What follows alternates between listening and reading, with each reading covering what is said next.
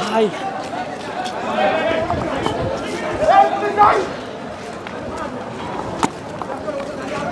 দর্শক দেখলেন যে একজনকে কিন্তু আন্দোলনকারী ভেবে তাকে কিন্তু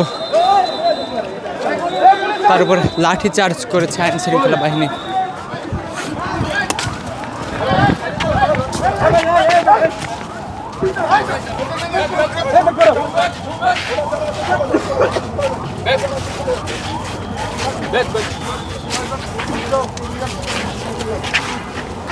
একেবারেই রণক্ষেত্রে পরিণত হয়েছে শাহবাগ এলাকা।